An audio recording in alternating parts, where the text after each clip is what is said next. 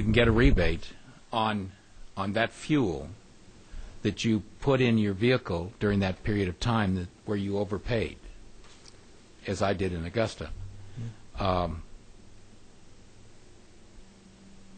You still haven't answered my question in regards to liability. Well, what the state is saying is that the individual that pumped it and sold it to me is liable for the price of it.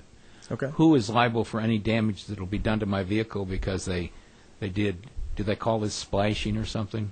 Yeah. Splash blending. Well, I would say that the person that did the blending would have liability, just like in any product. But how do I know who did the blending? Well, I mean that would have to go back to the receipt of who purchased the fuel, the distributor that distributed that fuel. They would know who did the blending, whether they did the blending or whether they got it at the terminal with the blending. They would know that from their receipts, or maybe some distributors don't do any blending. Now, some distributors do their own blending, so you would know at that point when you. Now, as far as at the gas station, they may not know, but as they go back to who the purchase was made from, then that's where you'd find that out. Thank you, Mr. Chairman. The pricing deal, I think you saw was you had to have a receipt, that showed that you were overpaid and ripped off, and then you can go back through that process and get your money. Yeah, you're about like me and anybody else. I ain't got time to.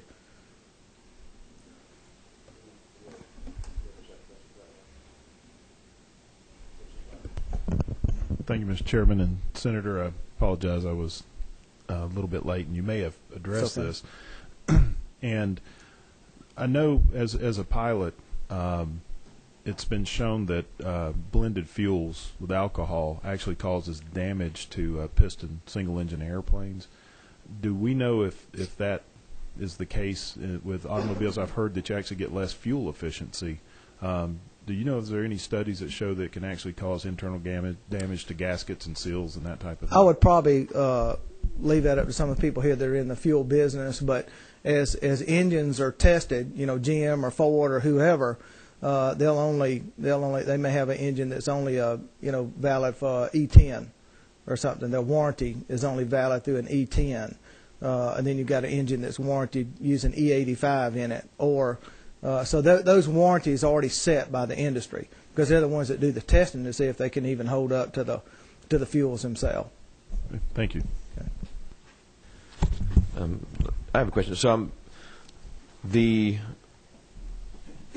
people they're refusing to sell or to stock the unblended fuel. That's the whole reason for doing this, is it? Well, I think what it really is to make sure that we can continue. What it really is to make sure we can continue that independent distributors that have always been in the oil business, they've been in the fuel business. That's what they've always done. That they can continue to blend fuels also, which they do today. This makes it where they can continue. They can go to the terminal. If the terminal has a blending also, they've got fuel that's made to blend with, but it's unblended, and they'll blend as it goes into the tanker. But this says that the distributor can purchase the unblended, and then they can do their blending back at their distribution centers. So the fuel that is for blending is of a different level, a different octane level. Is that? Or? That's right. It's an unblended fuel that's made for blending with an ethanol. And the ethanol brings up the. That's right. Brings up the octane or whatever. Octane to it. Okay. Yes, that's correct. All right. Anybody else have any questions right now? Okay. All right. Thank you very much.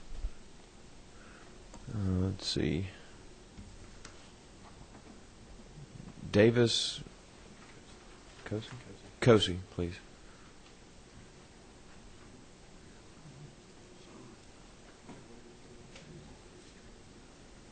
If you'll just state your name and tell us who you're with before you begin. Yes, Mr. Chairman, I'm Davis Cosi.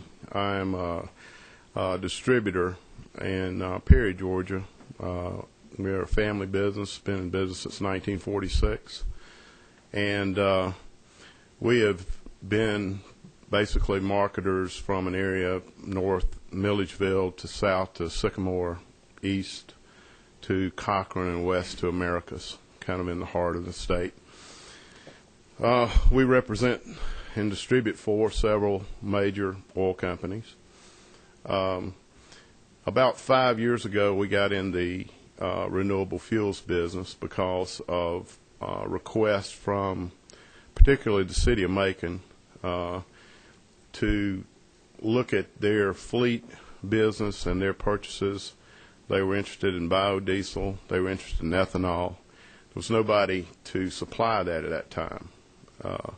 We joined the Clean Cities Coalition of Middle Georgia, which is as Clean Cities coalitions go, is a very aggressive one. They have, in fact, created more clean cities in Rome and in South Georgia. They have been really a catalyst for us continuing along this path of renewable fuels. So we started, the other thing that was happening along that time was the BRAC closure. The BRAC Commission was looking at the base. Macon was on the cusp of being a non-attainment area, which would hurt their point system for continuing their operation there. So we were really, we tried to be a solution to some problems that customers had. So we got in the renewable fuels business, which required us to bring biodiesel from Atlanta, from the rail yard there, stored in our facilities, blend it, and then send it out for commercial accounts, fleet accounts, Georgia Power, the base, and counties, and boards of education. And yesterday, here's an example of what we've been able to accomplish with renewables in Georgia. Yesterday, we picked up a load of ethanol in Baconton, right near Camilla, made in Georgia out of waste from the brewery in Albany, and delivered it to Fort Benning, delivered it to the Department of the Forestry Commission, and delivered it to our E85 pumps, and delivered it to Georgia Power. So really that was a fuel made in Georgia. The proceeds from it went to the producer and the distributor and to the retailer. It's kind of a closed loop system of produced and consumed in the state. And that's kind of the path we've been on with our company, and we've tried to encourage other distributors to go along the same path of looking into renewables as a real viable option for the customers.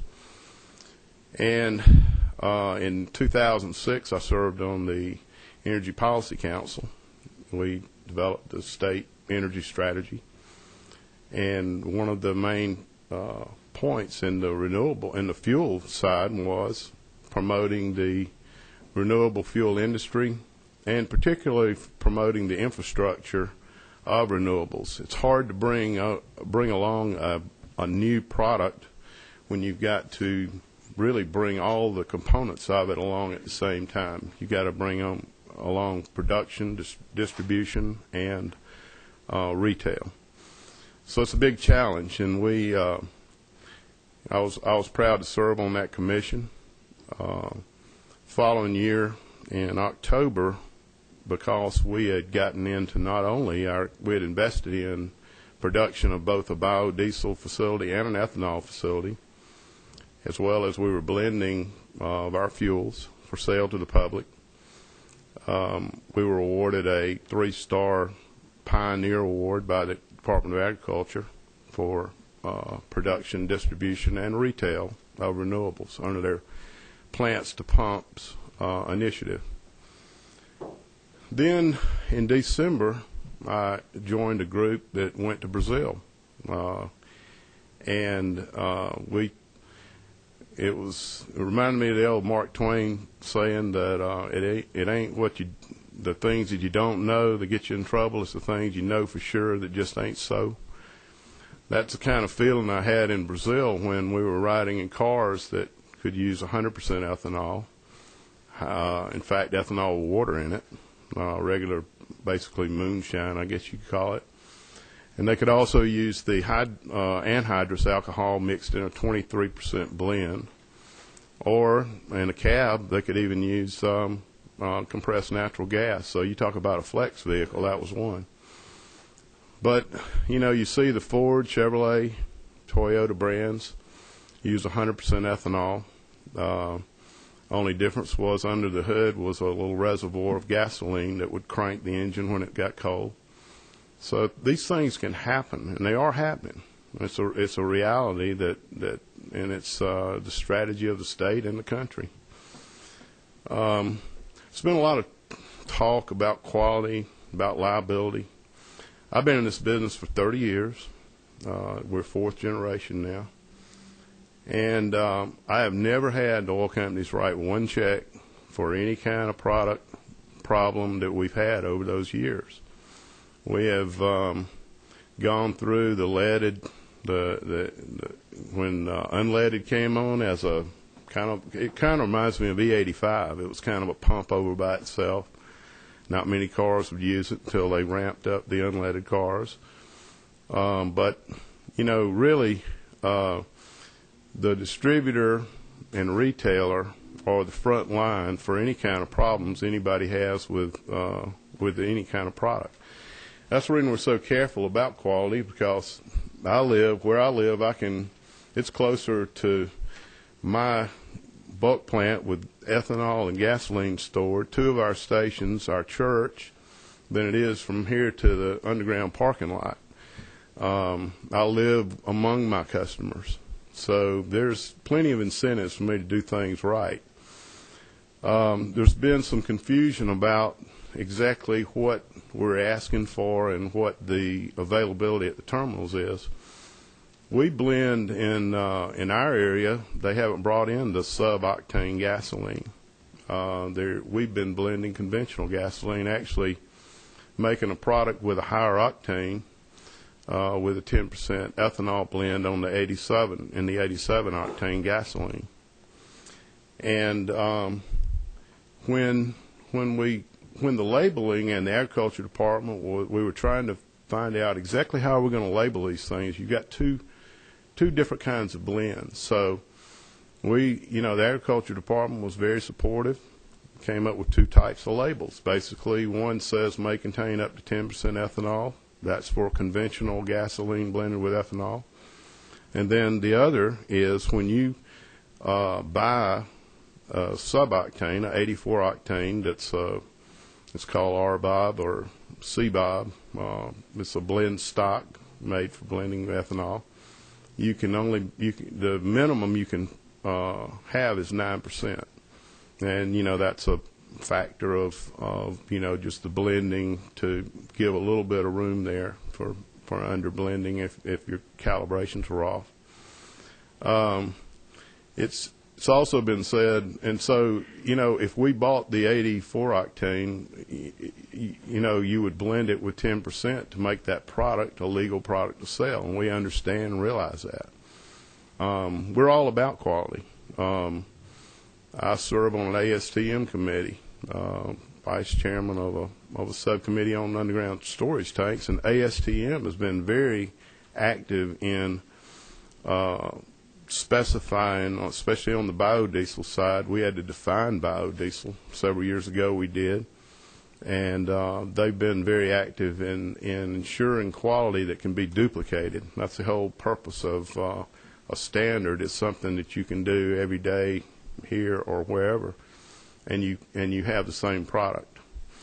Blending itself, as far as whether it needs to be computerized or whether you can, you're smart enough to figure out how to put 1 part of this and 9 parts of that and something. We've blended for years. We blended motor oils under the brands of these companies. We blended hydraulic oils, I should say, by buying a high viscosity hydraulic oil and a low viscosity hydraulic oil and blending all of the different needed viscosities in between. So it's not like blending something that's new to to us at all. And we've got a track record. They can talk. There's a lot of talk about what could happen, what might happen. Well, this has happened. We blended probably 20 million gallons of gasoline in our area, and hadn't had any complaints at all. I can tell you what happens when you have a complaint. If you complain about the gasoline, the letter that you'll get is, if it's in our area, would be, well, we do business through distributors, and this will be handed down to the distributor for him to look at. If you write a letter telling them how nice the bathrooms were, they go, well, we're glad you stopped in our outlet. You know, it's you know, and so, and that's what, you know, you expect the oil companies not to be for something that's a 10% something that they don't make. So, you know, I don't fault anybody for protecting their turf, but my question is whether this is in support of where we're going in this country and where we're going in this state. You know, we're going down a line where you can actually get a group of people and create fuel, and that's happening. It is happening. We've looked at, we've participated in one-stop shops that the state has held to bring all of the different regulatory agencies so that to help create more fuel, more people out there building plants, more, you know, whether it's a co-op or whatever, pooling money to actually grow crops and make fuel. We've encouraged other distributors to take part in the E85 grant program to put an infrastructure out that will allow a customer to buy more than one facility. You know, we put the first E85 station in Georgia, in Perry, and we put it on an exit on I-75 right within a stone's throw of a GM dealership, which they were very happy about because they're pushing their flex fuel cars. It's a good synergy involved in the different businesses in Georgia. And, you know, I just, you know, I've participated. I've been encouraged by the state, by what the state's done. We've put our money where our mouth is, so to speak, by actually investing in these facilities, our ability to blend, some under Department of Energy grants, which took 2 years to get our money, some under the state grant, which took 60 days. Thank you very much. But always with the optimism that we were on the right path. And that's basically where we are. We've got everything in place to continue what we're doing, and all we're really asking for is the oil companies just to allow us to buy the product that's already there, just like we've been doing. You know, it's really a matter of whether we can be a totally integrated intrastate type industry, or whether it's going to be cut kind of in the middle. Kind of the way I explained to Commissioner Irvin is, you know, the pioneers are the guys with the arrows in the back. We all heard that. And this is kind of an arrow to the heart of the prospect of the paradigm of locally owned, grown, and consumed fuels.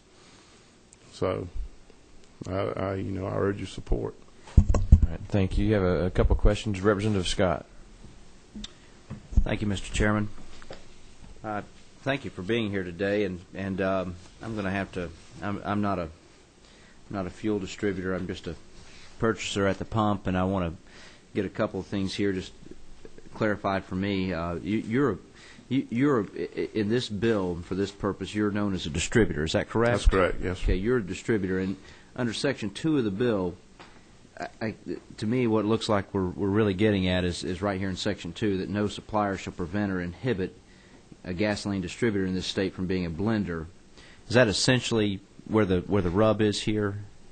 Exactly.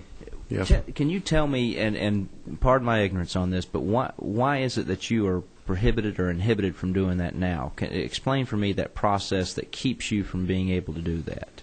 Well, we're not exactly in our area. We're not right now. In fact, we have a contract to actually do that. What is happening is as the oil companies make the investment in the blending valves at the terminals, they're they're saying we're not going to say anything but the blended product.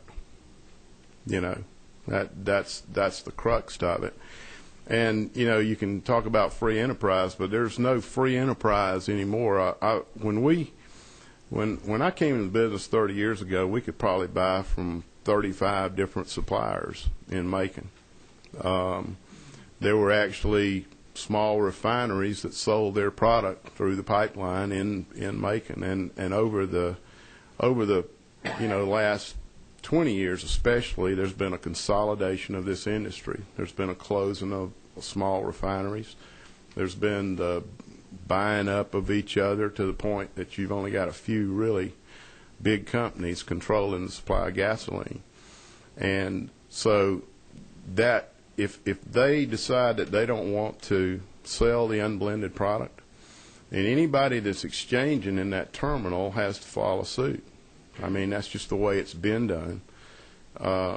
And the owner of the terminal basically determines how everybody else is going to have to act. All gasoline's completely, fungible. It's all just traded, and that's why you can buy different gasolines almost anywhere.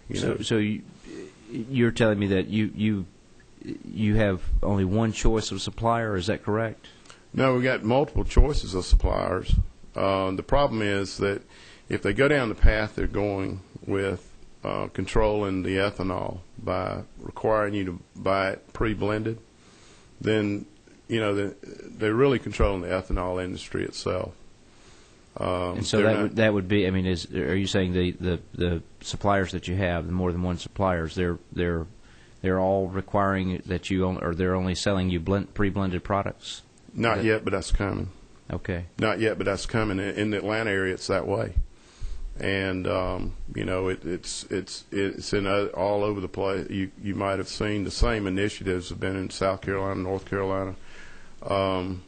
It's just looking a little bit out in the future and seeing what's going on. I mean, it's happening.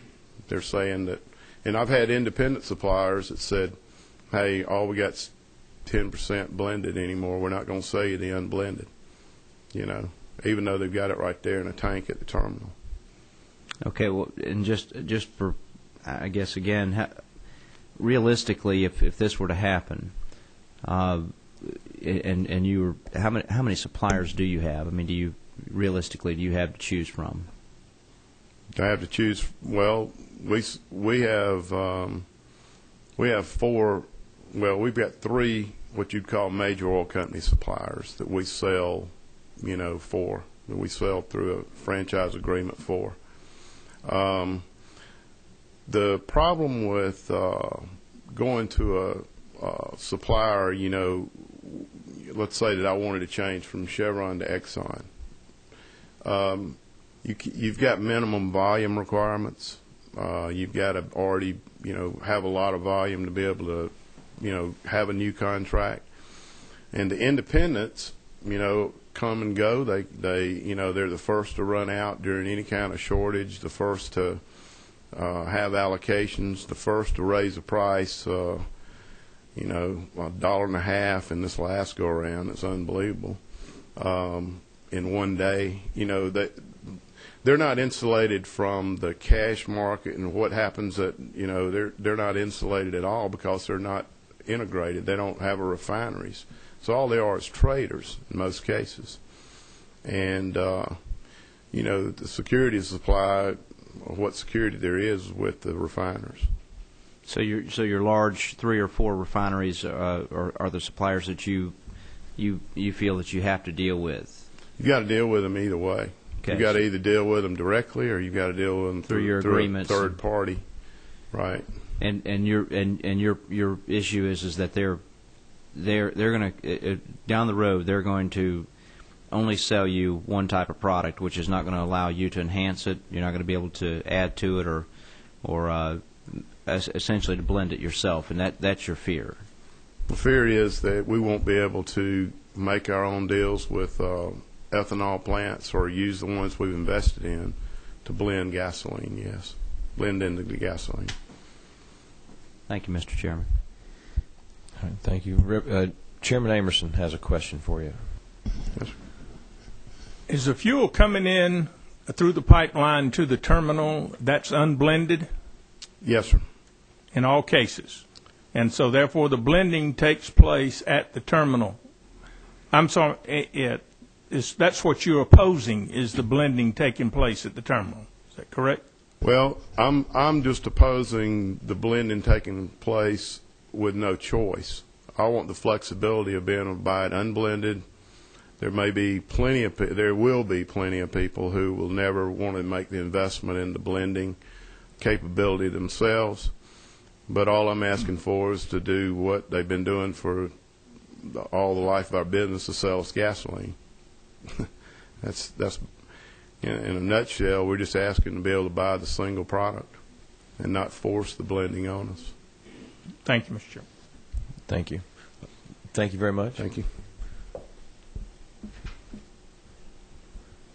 Rick Cobb.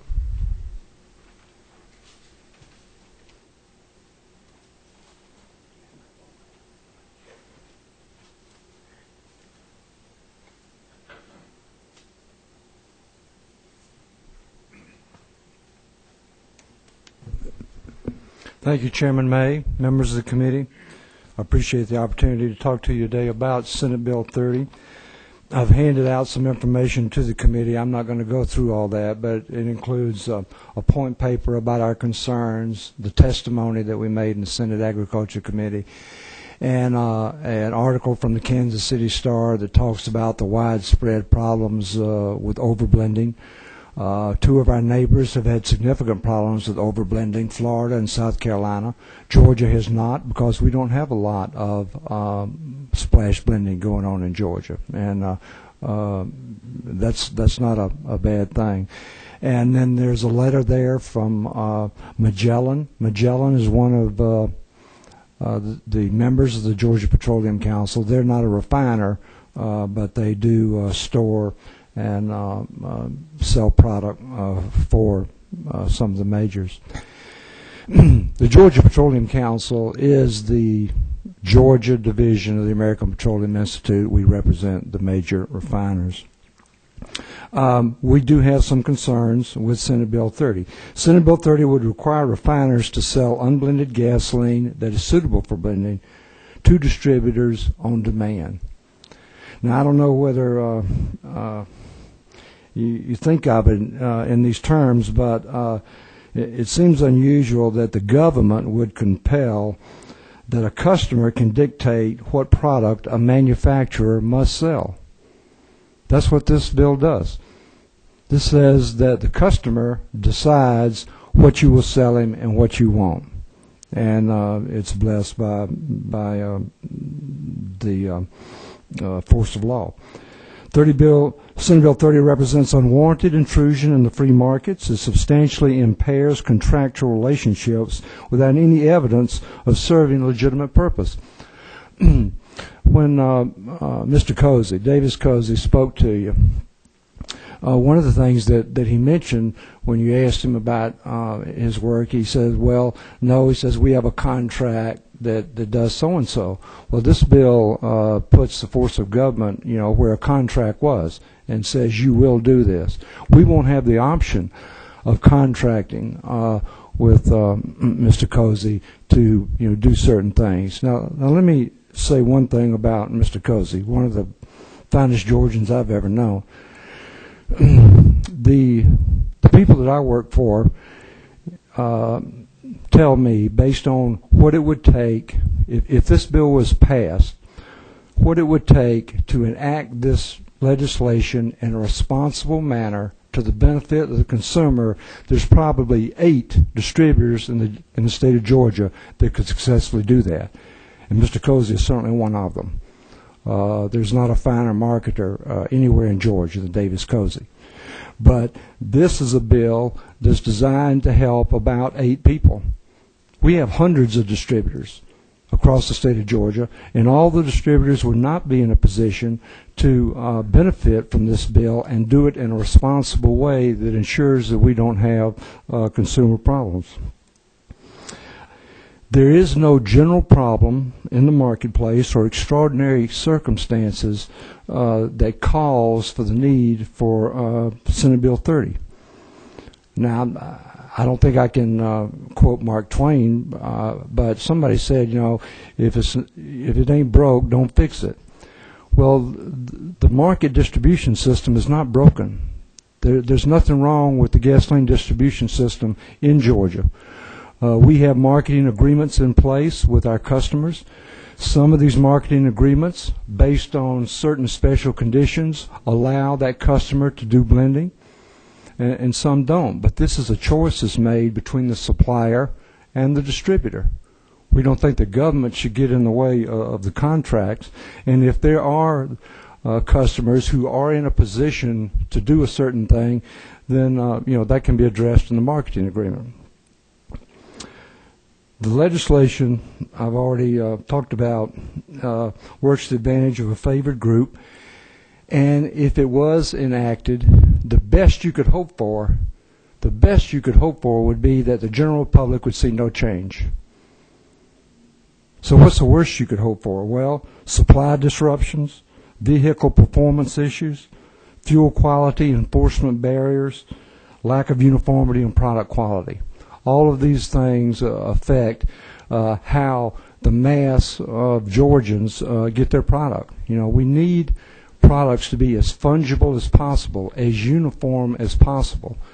If you require that refiners must have a unblended gasoline for sale at the terminal, what you're doing in essence is subdividing the gasoline supply.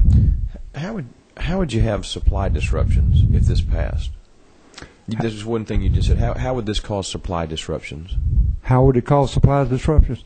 Well, first of all, you've got to make sure that if somebody's getting a finished product, well, let's take the 45 county area for instance.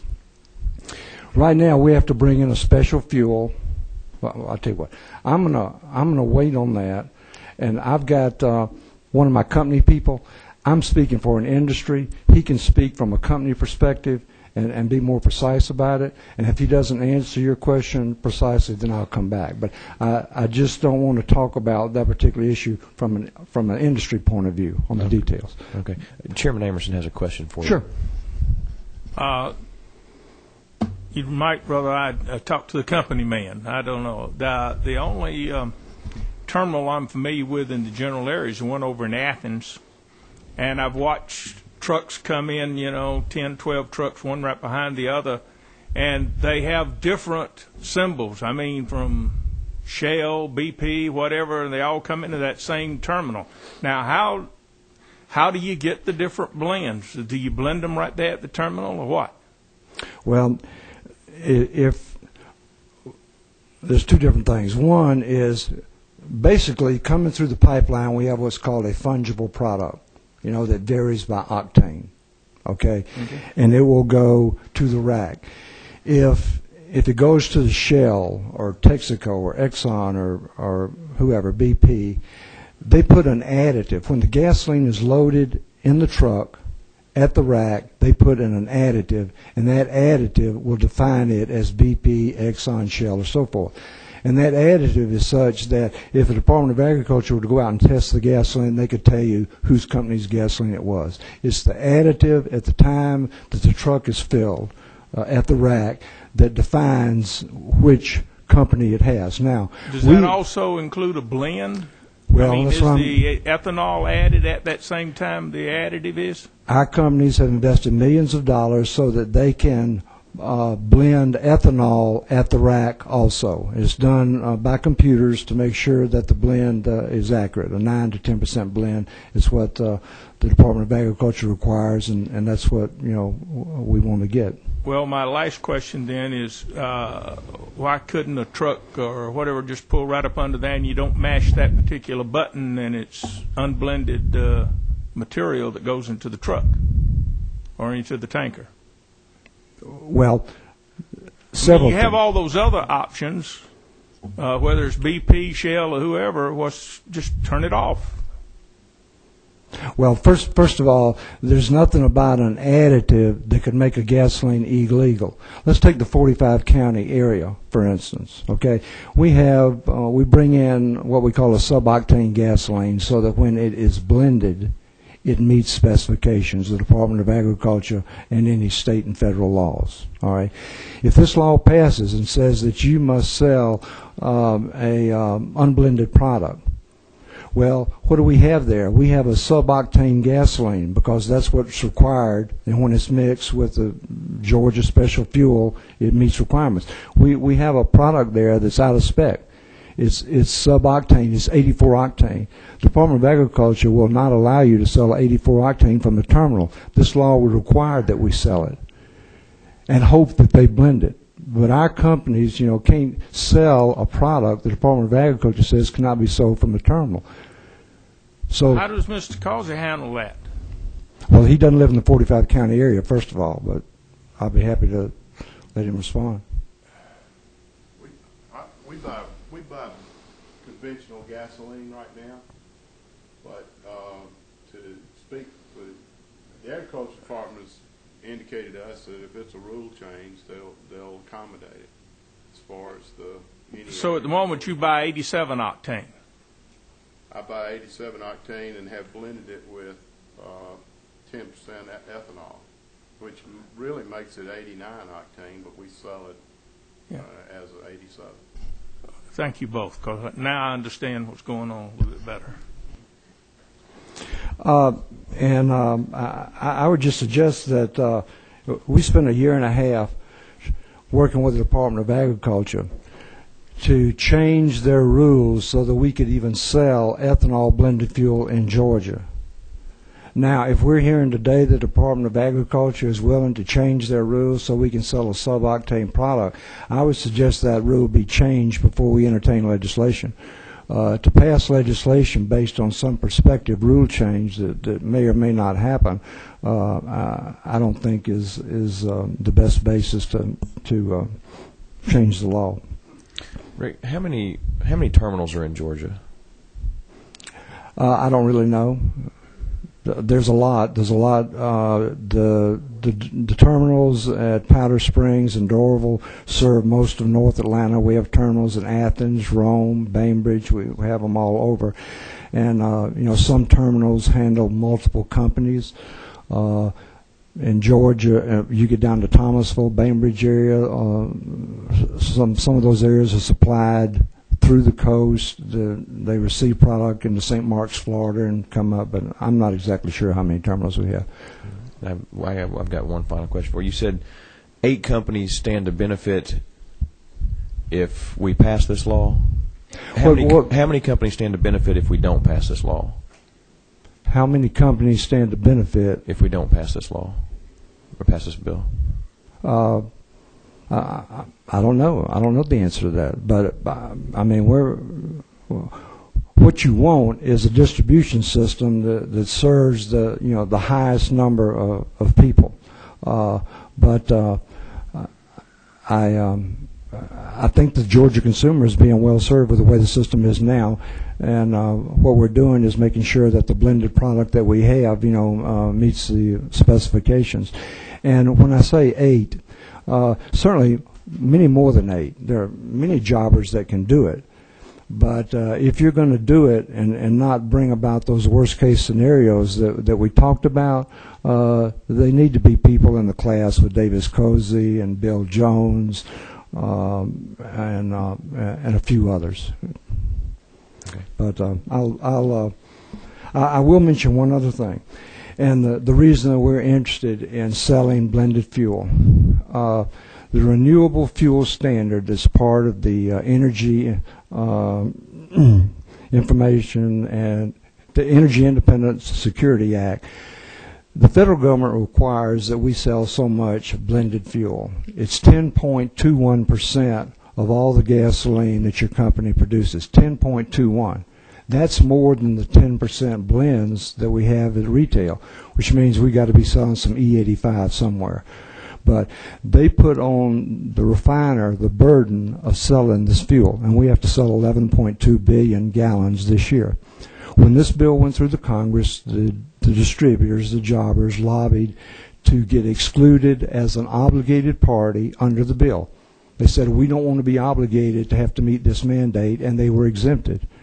Now that we're the obligated party, they want to buy unblended fuel from us and blend it, even though we're the obligated party that under the federal law has to sell the fuel. So, what percentage of blended products do you currently sell? You're required to sell 10.21. What percentage do you actually sell?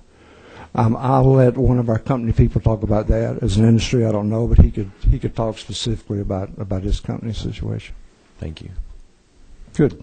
Thank you. Thank you very much.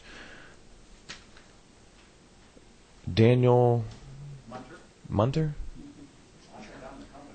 Okay.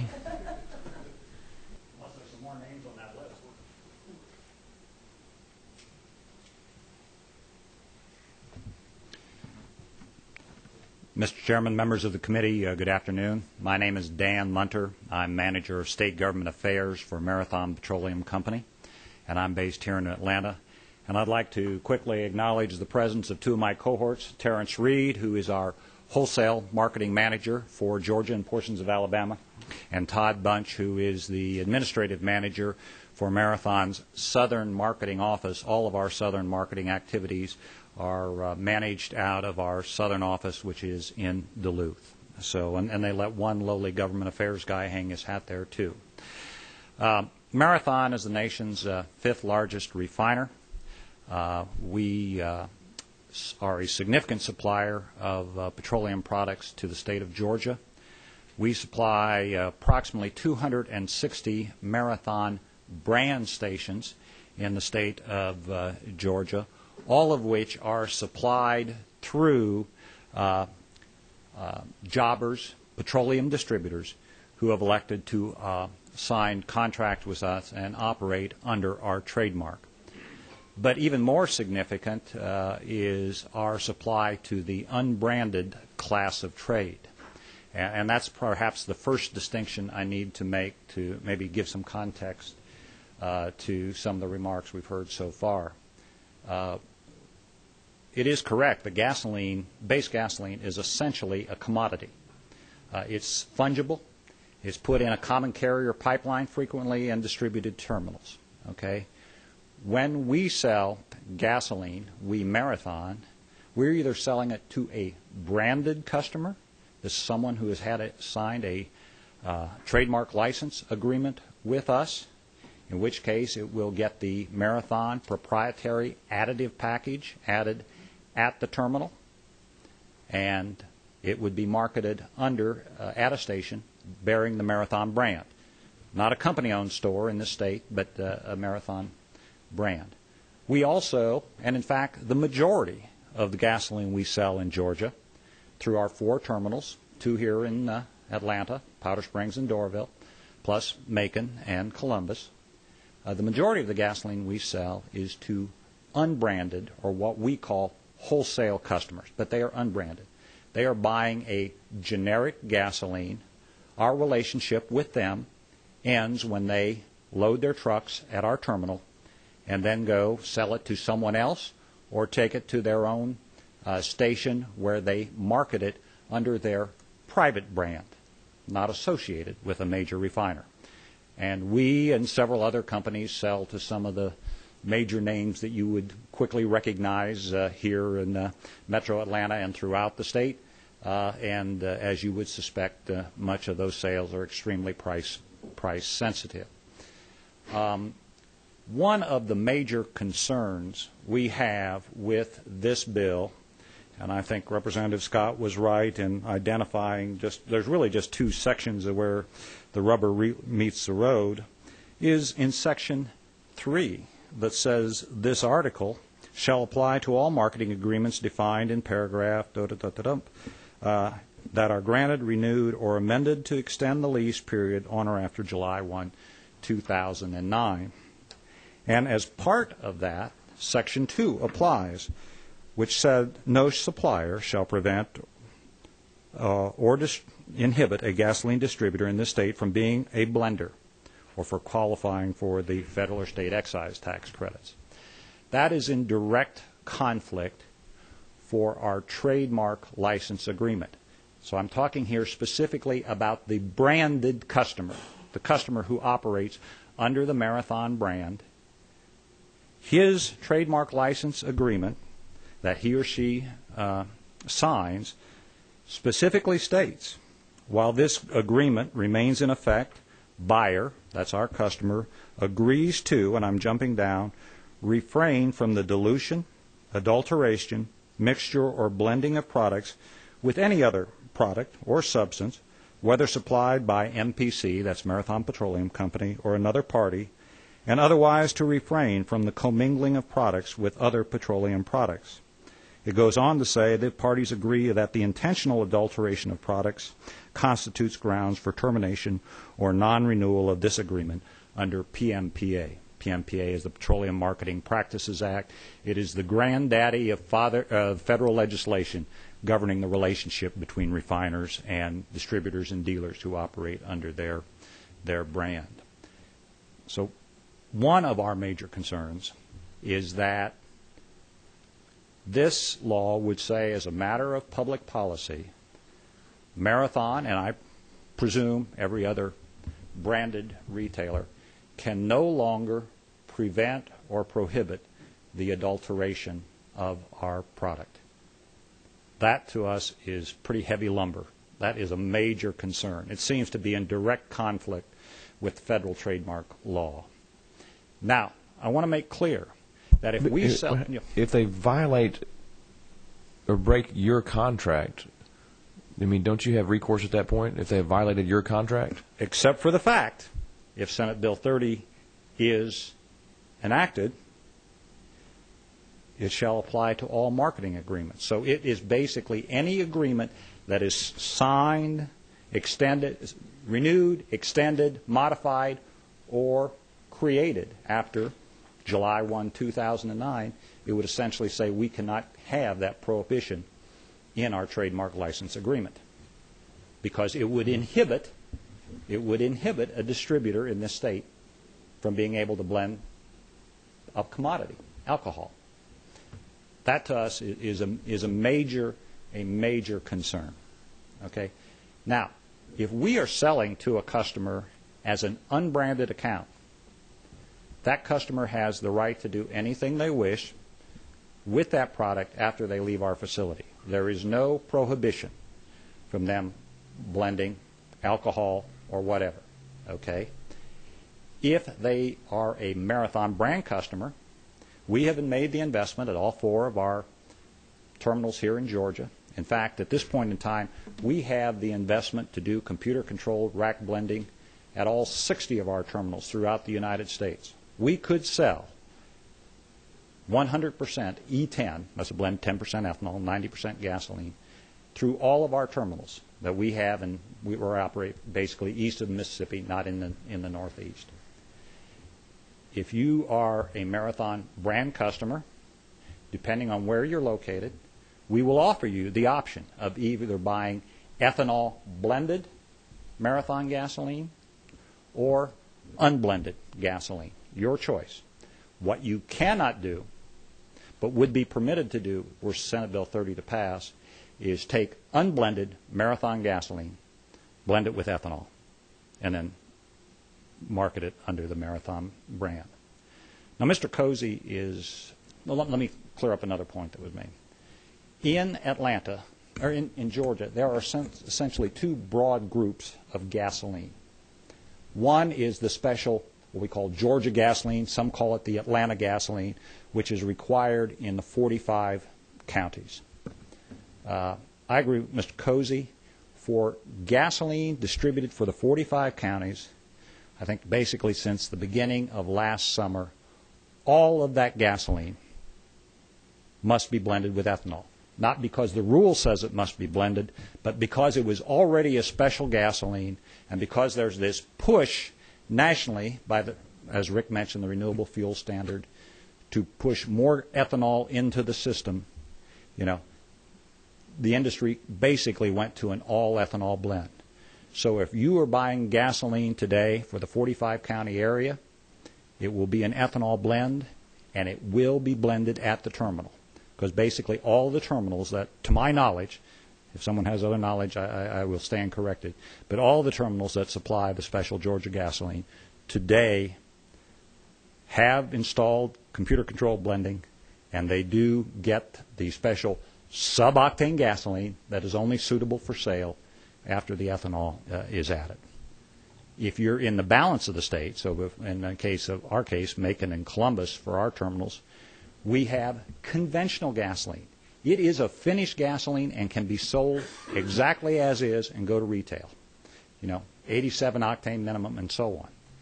Those who may choose to blend either can buy a blended product from us, and we will do computer-controlled rack blending on top of the 87 or whatever, and there'll be some octane given away, or they can take it off-site and top off, splash blend, if you will, and take it to their site. Their choice, because it's not marketed under the brand. Yes, sir. A couple of questions. I'm going to ask one, and then Representative Scott has one. With regard to the distributors, did you raise this concern when was this concern raised when the bill was still in the Senate? It was. Okay. When we get back to you, I'm going to have you address An amendment was offered. It did not gain a majority on the Senate floor to exempt gasoline sold under a manufacturer's trademark. That amendment was offered and rejected. Okay. Thank you. Representative Scott has a question. Thank you, Mr. Chairman. I'm starting to get the bigger picture here. In the supplier markets you're a part of, and not talking about your retail outlets, but your supplier market. Yes, sir. How many suppliers, legitimate suppliers that do, I guess, the bulk of the business, we'll say 80% of the business in the state, how many of those suppliers are there? Just as long as you're not going to ask me then to identify the illegitimate ones, let me... Well, let's talk about 80%. Well, there's both branded and unbranded suppliers. Are there? Just majors? Is that what you're asking? Any supplier. Would there be? There's probably a half a dozen that operate under under the major refiner brand, but there are others who have the ability to ship. So 80% of the supplier market is occupied by a handful or less of suppliers. 3 to 6. Is that about right? I have 7 member companies in market majority. And there's others who do. I would think it would be in terms of people who offer gasoline for sale at a terminal. Well, I would be interested to know that in terms of the bulk. In terms of 80% of the supply in the state, 80 to 90%. Is it 2, 3? I mean, essentially it's an oligopoly. I don't know how to define an oligopoly. There's a little bit in the eye of the beholder. I can tell you this. Let me put this in perspective. For the 45-county area where the special gasoline is required, those of us who supply gasoline into that market, bring it in from out of state, are required to file reports. With the Environmental Protection Division. The last report I saw was for the third quarter of 2008. There were 12 suppliers who supplied gasoline, imported gasoline is the term that Environmental Protection Division uses, to the 45-county area. There are other suppliers in the state who choose not to serve that market for whatever reason. So I know there's a minimum of 12 suppliers bringing gasoline into the state for the 45-county gasoline, and I would guess maybe it's more like 20. One of the easier ways to check, maybe with the tax department, I'm not so sure, but whether that constitutes an oligopoly or not. And thank you, and I appreciate it. I'm having to reach back into memory for what definitions are as well in terms of what an oligopoly is, loose versus tight oligopoly. I mean, I can't remember, but I'm thinking that you guys are probably somewhere between a loose and a tight oligopoly, being probably 3 to 6 companies controlling 80% of the market. Oh, I don't. 80%. I don't think you would reach that high, but I'll defer to the attorneys to define that. That's not my problem. Are you, Mr. Chairman, with your indulgence, I have a couple other questions. That's a good point. Again, that is as far as the source of supply. That has not anything to do with in terms retail. of retailers. Yeah. Oh no, that's understandable. But that's what we're dealing with here is a supply issue. Yeah, we'll do a couple more questions, quick questions, and then I'll bring Senator Tolson back. We have one more piece of legislation to hear today as well. I want to make sure we have time for that. And if I may, Mr. Chairman, just make one additional comment before I leave. Sure. If you have another question, that's fine. But you're currently regulated on as to what blends you can sell currently. Is that correct? And how you sell that and blends of gasoline and ethanol? Right.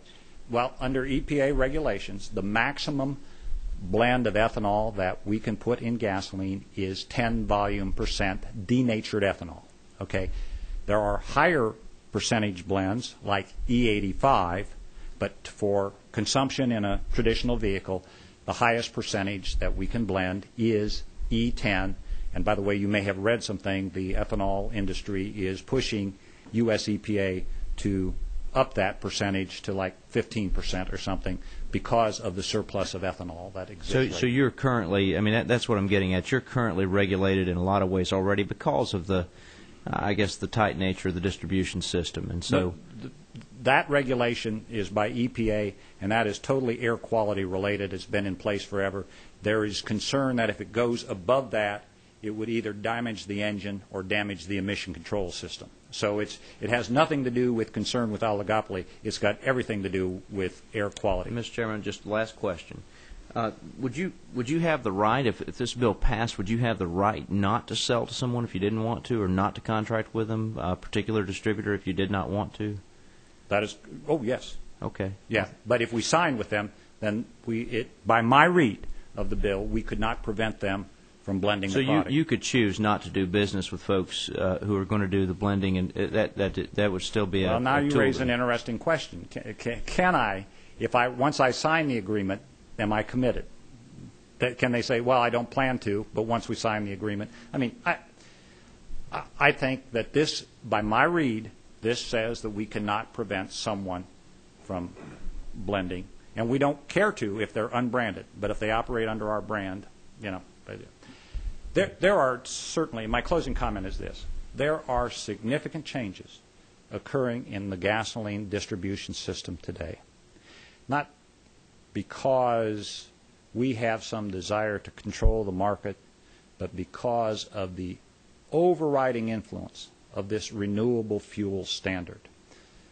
I think the question was how much ethanol was blended last year? Probably across this country around 9 billion gallons, which was the EPA requirement. So it may be a little bit more or less under the renewable fuel standard out of a 140 billion gallon gasoline pool. That's it goes up to 10.5 billion gallons this year. I think 12 billion gallons next year. We are rapidly approaching the point when national gasoline is going to be E10. You may think that's a great thing or a terrible thing. It doesn't matter. It doesn't matter what we think. It's federal law. And the obligated party, no obligation is placed on any of us as consumers. It's placed on those of us who are refiners to basically, if I may use the term, push the ethanol into the system. Now, I want you to understand, Marathon has an equity stake in 2 ethanol plants. We are certainly not anti-ethanol. We are probably the second largest blender of ethanol in the country. Representative Wicks has a quick question for you. Yes, sir. Thank you, Mr. Chairman. I've got a question about the price differential between that 84 and then the suboctane? Suboctane and then the blend that you put in. What?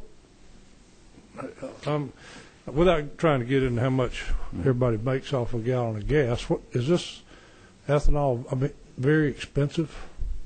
Well, ethanol floats on its own demand in relationship to that same gallon of gasoline. I'm trying to get a. The answer is you have to make that decision on any particular point in time. When this legislation first came up in North Carolina and South Carolina last year, it was because there was huge blending economics. Certain of our competitor companies who were majors because they hadn't had their rack equipment put in yet allowed selected of their jobbers to blend.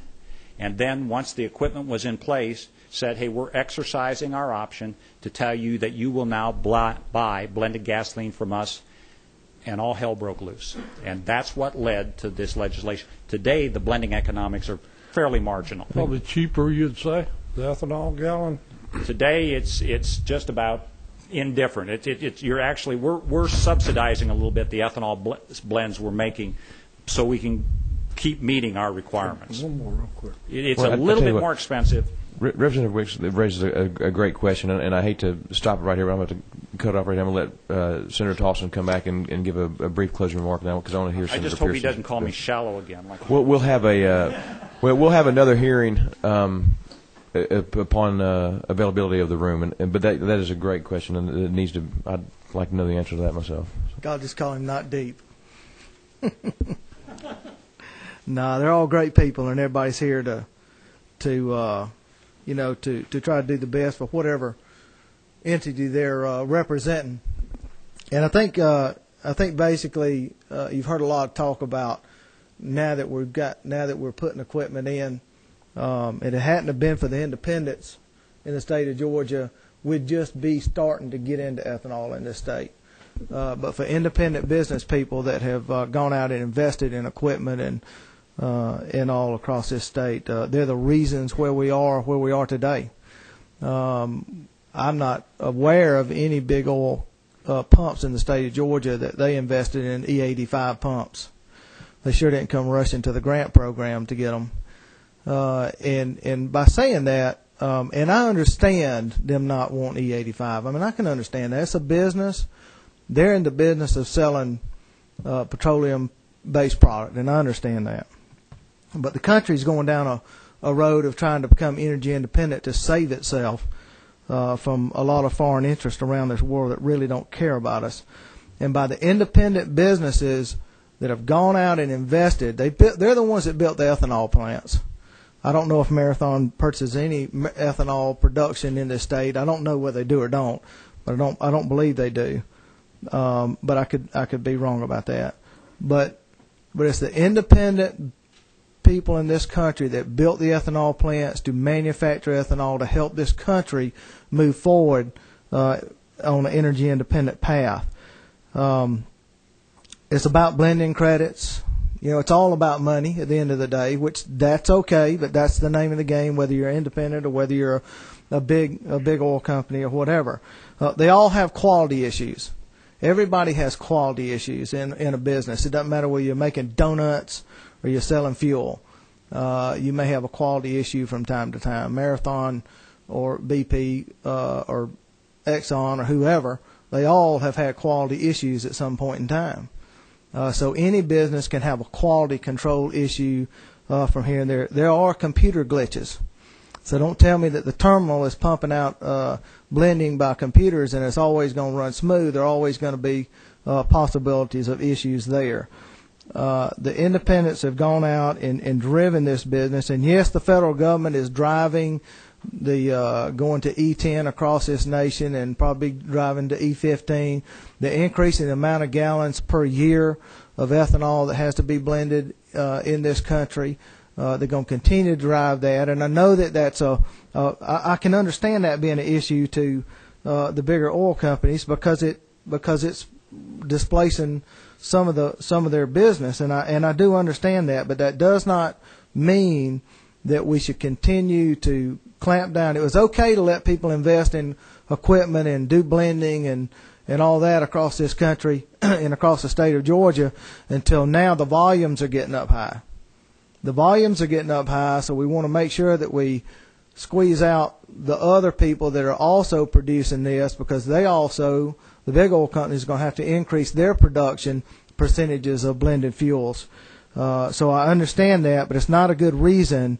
That is not a good reason to cut the independents out of the business. It's just not a good reason.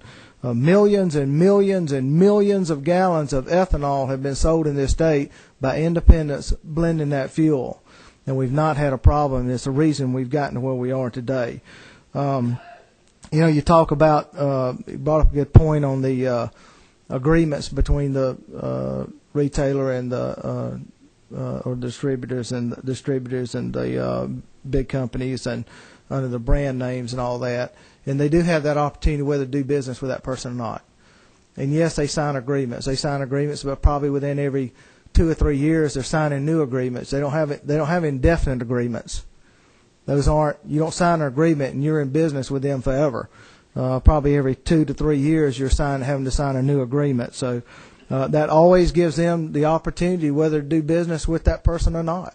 So they're in control of that.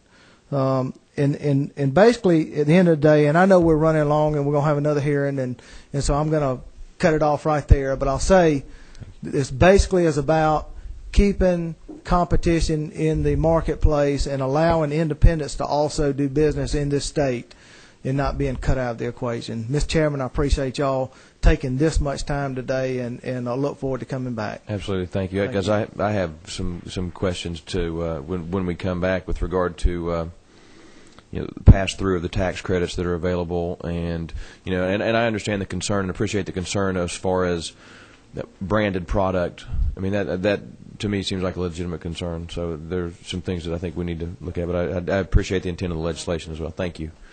Senator Pearson, are you still here? Thank you, sir, for being so patient.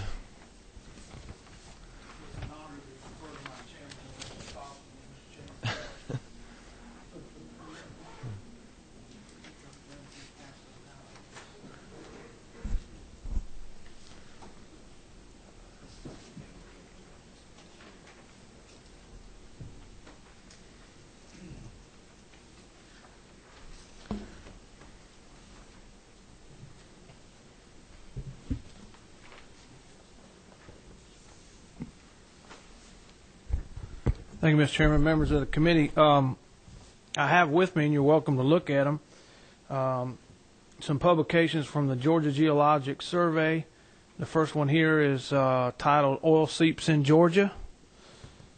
The second one, Oil Tests in Georgia.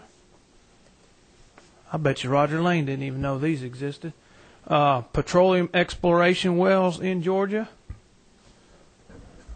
And then finally, these may be his vintage automobiles in here, Roger, so you may know about those.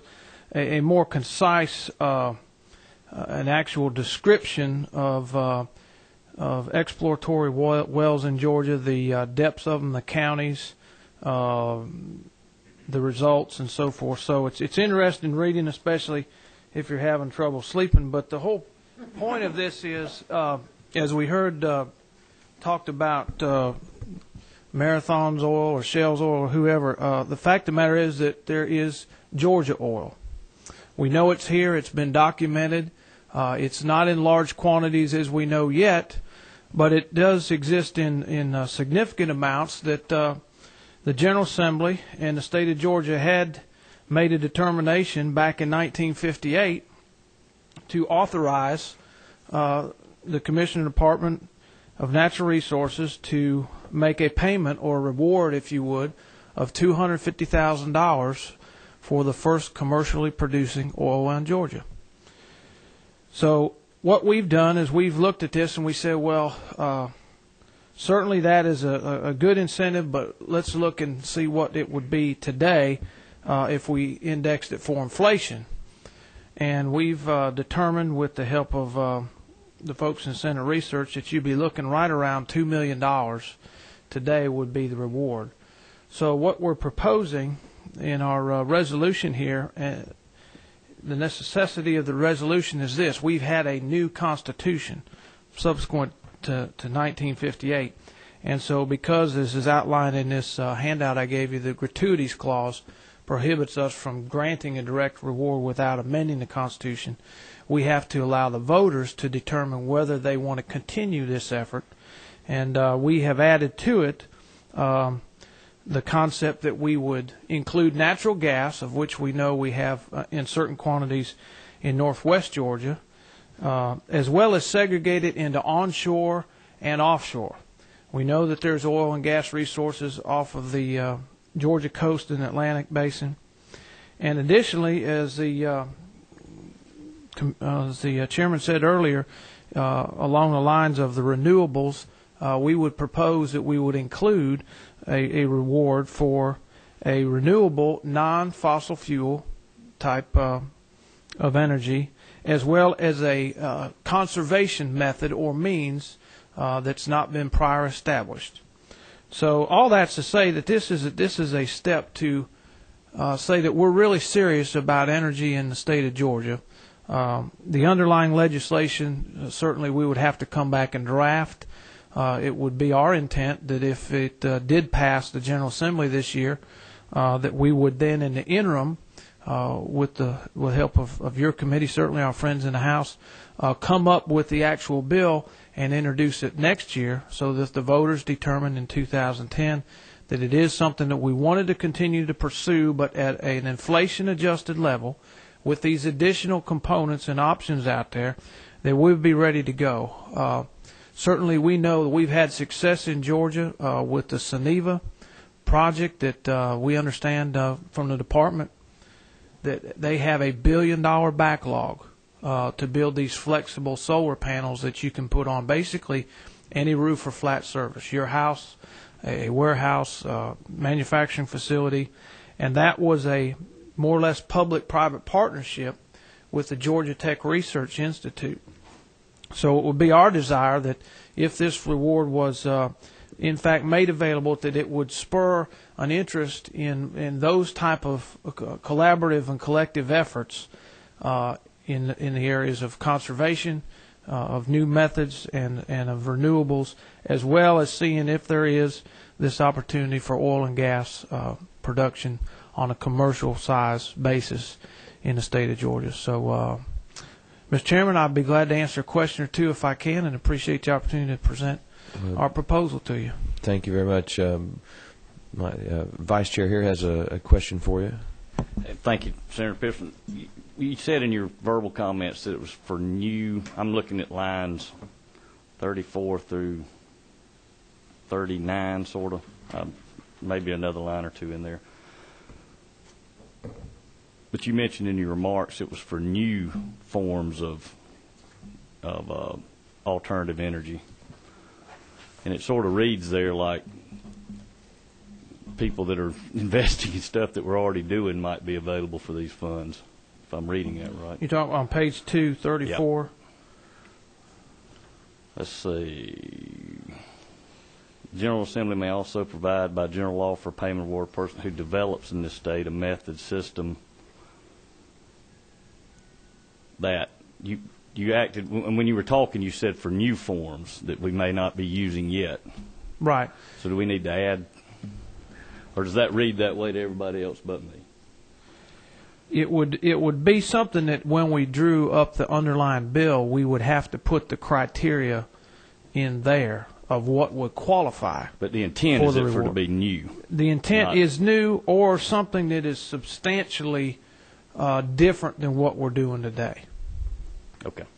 So an existing ethanol production facility that's using cellulose or corn-based or whatever would not be something we would intend to reward. Thank you.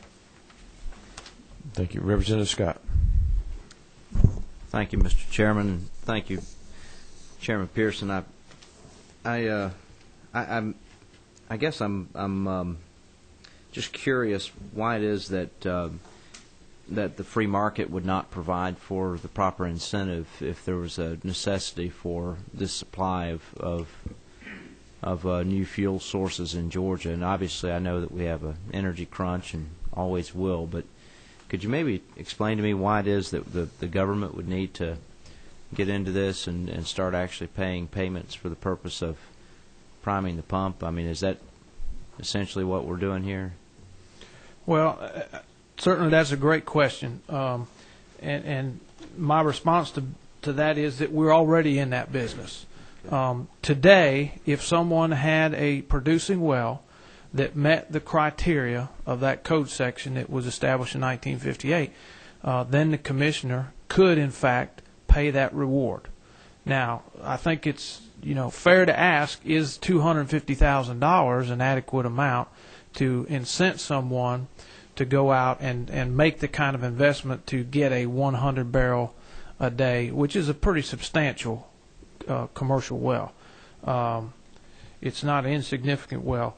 I can't say that it would or it would not. I would simply say this. If we index it for inflation, I believe, and we add natural gas, and then we add these other options, there may or may not be people who, because of this solely, would move forward with the project. When you talk about oil and gas in and of itself, especially at 100 barrels a day, you're talking about a significant infrastructure just to handle the product that you're going to create, from a manifold system to collect it, to do the refining. So all those questions have to be answered. But I would say this, and I have a copy of it here. There was an article in the AJC back in it was June 10th, 2007, titled "Natural Gas Fever Hits Alabama."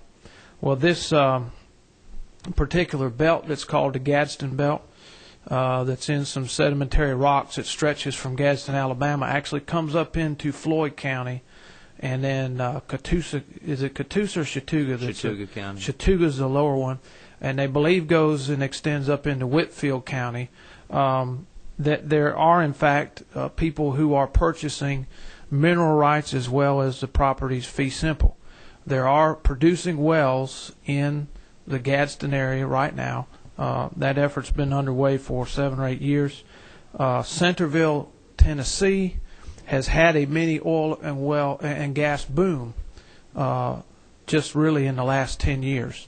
So because of the price, certainly at the levels that we've seen in the last year or two, it's down now. We know that at some point it'll go back up.